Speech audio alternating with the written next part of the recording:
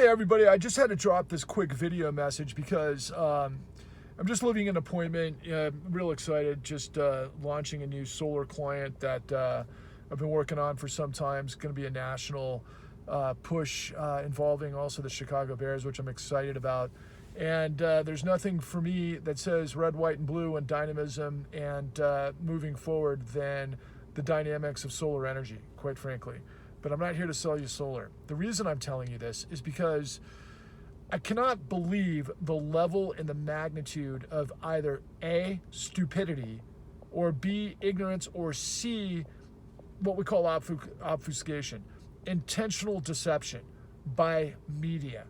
I can't stand the fact that Donald Trump came out with this notion of fake media, like 5 years ago, 6 years ago, 2016 election, even though a lot of us have known this since the 80s. I mean, if you've ever paid attention to the National Enquirer going back 4 decades, you understand that a lot of it is insane bullshit, but a lot of it actually we knew for years was kind of code for some shit that was going down. But look, the long and the short of it is Trump knew that space, and he knew how to manipulate New York media like nobody's business because of access to power and all sorts of other crap that he could plant any story he wants. And then, eventually 4 decades later, it blew up in everybody's face because media is always like, chasing the cycle. They're chasing, the big story. They're just a bunch of freaking, quite frankly, weasels, if you want to know the truth. And the reason why I'm down on media is because it doesn't matter if it's mainstream.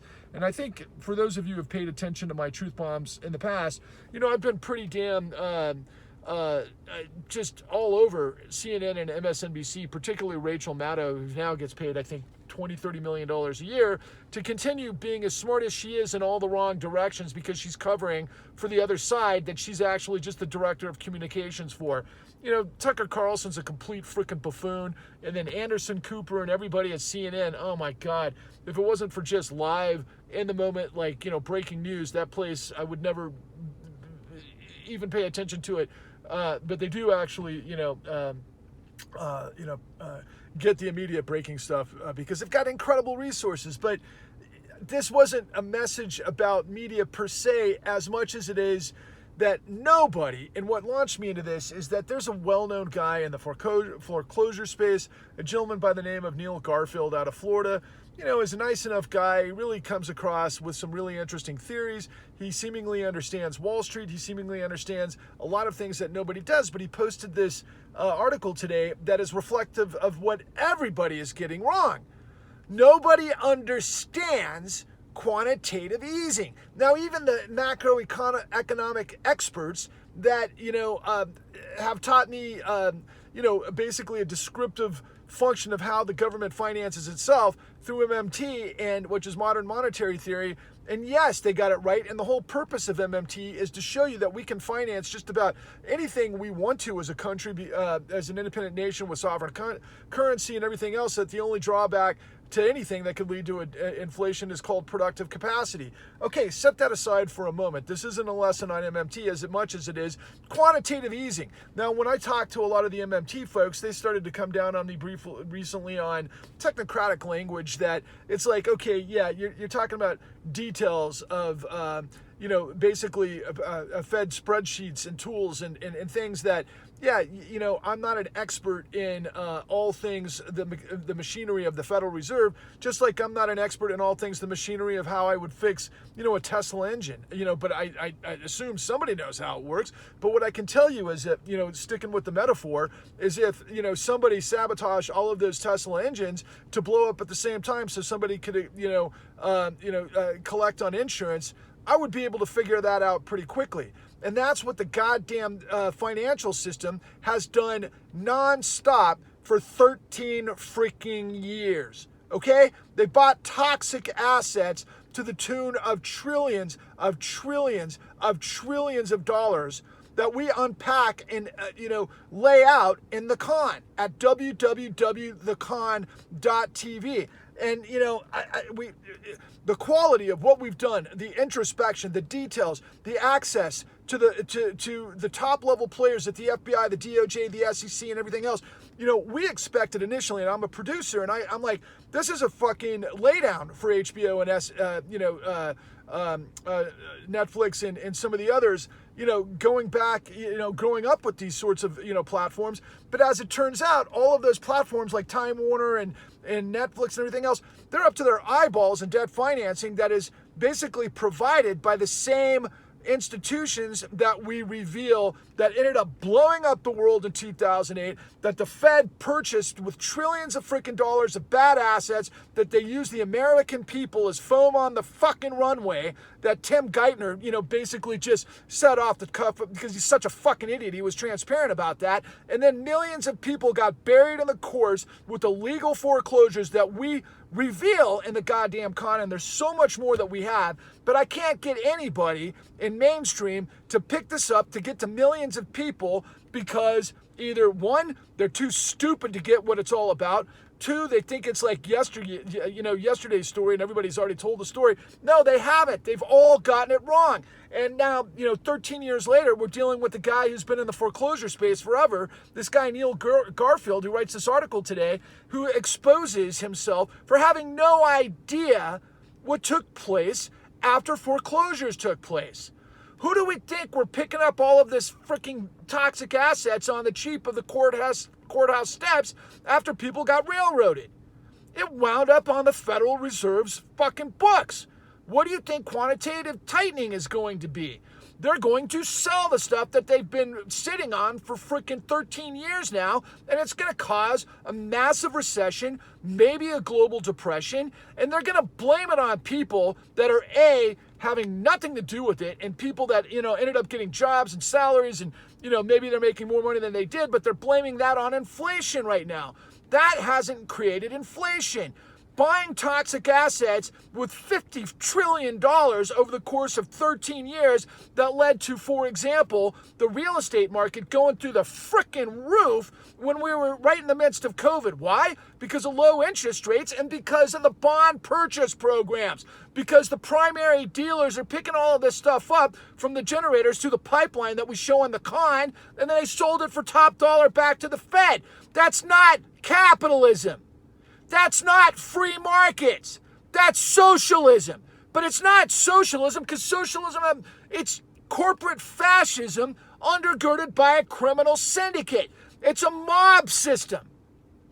And so going back to my excitement about me landing solar, because I'm a fucking entrepreneur, I am an American. Quite frankly, I am a capitalist, if you understand the real dimensions of risk reward.